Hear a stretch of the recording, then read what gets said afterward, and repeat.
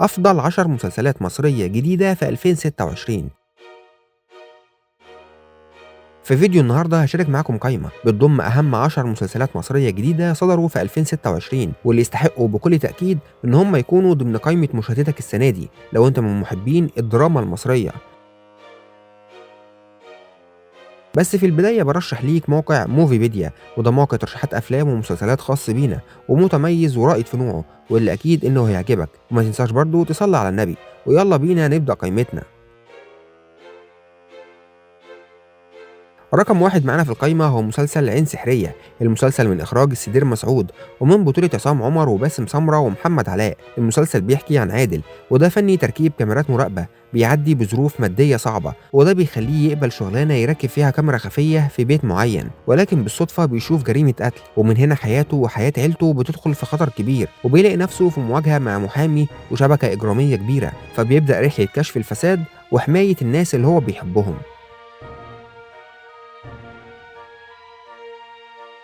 رقم اتنين معانا هو مسلسل صحاب الأرض. المسلسل من إخراج بيتر ميمي ومن بطولة منة شلبي وإياد نصار. المسلسل بتدور أحداثه على خلفية الحرب في غزة، وبيحكي عن الدكتورة سلمى، ودي دكتورة مصرية متطوعة بتسافر ضمن قافلة إغاثة، وهناك بتقابل ناصر، وده شاب فلسطيني بيحاول ينقذ اللي فاضل من عيلته، وبتبدأ ما بينهم رحلة إنسانية صعبة مليانة صمود وتكاتف وأمل وسط الدمار. وما تنساش تدعي إن ربنا ينصر أهل غزة.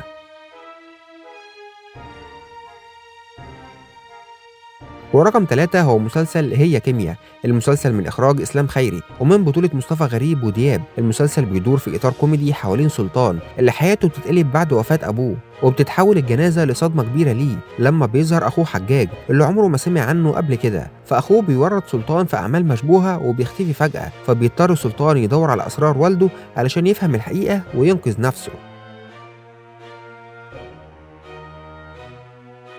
مسلسل حكاية نرجس. المسلسل من إخراج سامح علاء ومن بطولة ريهام عبد الغفور وحمزة العايلي. المسلسل بيحكي عن قصة حقيقية حصلت في الثمانينات وبتدور حوالين نرجس، ودي ست بتعاني من العقم وتنمر المجتمع عليها لحد لما جوزها بيطلقها، وبعدها بتتجوز تاني، وتحت ضغط ورغبتها الشديدة في الأمومة بتدخل في طريق خطر لما بتقرر تخطف الأطفال علشان تعمل لنفسها أسرة وهمية خاصة بيها.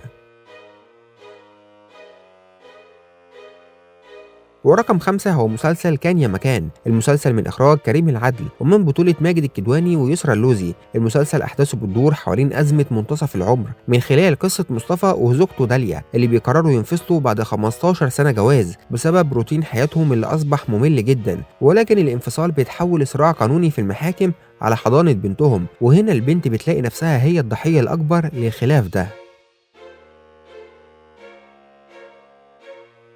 ورقم 6 هو مسلسل عرض وطلب. المسلسل من إخراج عمرو موسى ومن بطولة سلمى أبو ضيف وعلي صبحي ورحمة أحمد ومصطفى أبو سريع. المسلسل بيحكي عن هبة، ودي مدرسة عايشة في حي شعبي بتشيل مسؤولية أخوها من ذوي الهمم ووالدتها المريضة واللي بتكون محتاجة متبرع بالكلى، ولكن حياتها بتتقلب لما بيجيلها عرض استغلالي من شخص مستعد يتبرع مقابل تنازلات صعبة، ومن هنا بتدخل في صراع ومغامرة كبيرة جدا هنعيشها من خلال المسلسل. ورقم 7 هو مسلسل إفراج. المسلسل من إخراج أحمد خالد موسى ومن بطولة عمرو سعد وحاتم صلاح وطارق عماد. المسلسل ده كمان بيحكي عن قصة حقيقية حصلت في محافظة القليوبية، وبتدور القصة حوالين عباس الريس اللي بيخرج من السجن بعد 12 سنة بتهمة قتل مراته، ولما بيخرج بيواجه مجتمع رفضه وابن مش عايز يعيش معاه تاني، ولكن الأحداث بتكشف إزاي هو كان ضحية مؤامرة كبيرة، وبنشوف رحلته ومحاولاته الصعبة علشان يثبت براءته. رقم 8 هو مسلسل لا ترد ولا تستبدل. المسلسل من إخراج مريم أبو عوف ومن بطولة دينا الشربيني وأحمد صلاح سعدني وصدق صخر. المسلسل قصته بتدور حوالين زوجة بتكتشف إن هي عندها مرض خطير في الكلى، وبتدور على متبرع علشان ينقذ حياتها، ولكن من خلال رحلتها في البحث عن متبرع حياتها بتتقاطع مع ناس كتير عندهم مشاكل عائلية وصراعات، ومع الأحداث بتظهر ليها حقائق عن المحيطين بيها والمعنى الحقيقي للحب والتضحية. ورقم 9 هو مسلسل فن الحرب.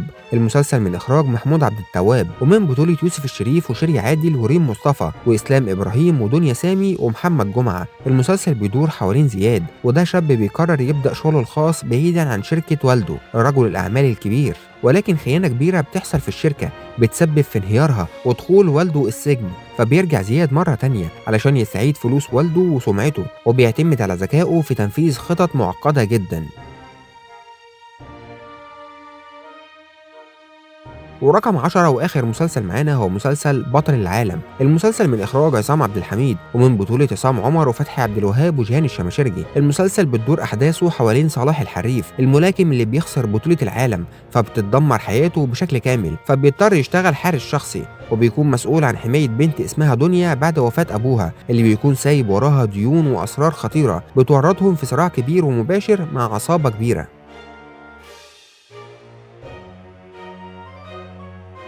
وبكده اكون وصلت لنهايه الفيديو، فلو وصلت معايا لحد هنا احب اقول لك ما تنساش تعمل لايك وتشترك في القناه، وتقول لنا ايه اكتر مسلسل جديد عجبك السنه دي.